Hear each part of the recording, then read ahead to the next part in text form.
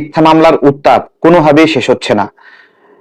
এইরকম একটা মামলায় 1.5 মাসের শিশু সহ একজন যুবলীগ নেত্রীকে জেলখানায় পাঠানো হয়েছে।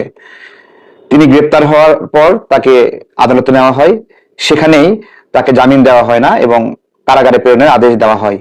সেই সময় তিনি কাঁদছিলেন, এই অবস্থায় তার কোলে শিশুটিকে দেওয়া হয় এবং 1.5 মাসের সেই বাচ্চাকে তিনি দুধ খাওয়ান। এরপরে সেই বাচ্চা সহ তাকে জেলে নেওয়া হয়। দেখুন, ছড়াগুলির আঘাতে আহত যে ব্যক্তি মামলা করেছিলেন তার কাছে একটা প্রশ্ন আমি করতে চাই, যে কোনো যুবলীগ নেত্রীর হাতে ছড়াগুলি থাকার কথা কিনা। আপনাকে জিজ্ঞাসা করছি, যিনি এই মিথ্যা মামলায় 130 জন মানুষ আজকে হয়রানির শিকার হচ্ছেন, 130 জনের নামে মামলা দিয়েছেন তিনি। আপনার গায়ে লাগছে গুলি কয়টা? একটা বা দুইটা বা তিনটা ছড়াগুলি। এই ছড়াগুলি তো থাকে প্রশাসনের হাতে। তাদের কারোর নামে মামলা হলো না।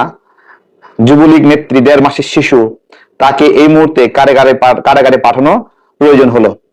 আমি স্বরাষ্ট্র মন্ত্রণালয়, সরকার সবাইকে বলবো, এই ধরনের ঘটনা সরকারের ভাবমূর্তি নষ্ট করে কিনা আপনাদেরকে জিজ্ঞাসা করছি।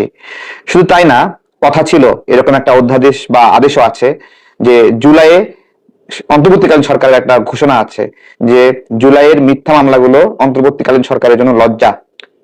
তারা স্বীকার করেছিল এখানে অধিকাংশ মামলায় যাদের ফাঁসানো হয়েছে সেটা মিথ্যা। ঘটনা সত্য, যে মামলা করেছে তিনি ছড়াগুলির আঘাতে আঘাত পেতে পারেন অথবা কারো লাঠির আঘাতে আঘাত পেতে পারেন, কিন্তু গড়পড়তা 130 জনের নামে, 150 জনের নামে, 150-200 জনের নামে মামলা দিচ্ছেন, সেটা কি সত্য? আমি দ্রুত এই যুবলীগ নেত্রী শিল্পীর জামিন চাচ্ছি।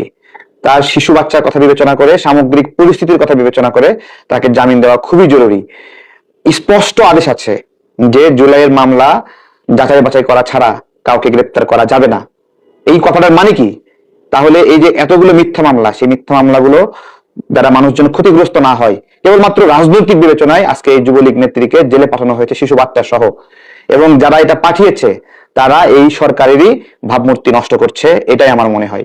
আমি দ্রুত জামিন দেওয়ার অনুরোধ করছি তাকে।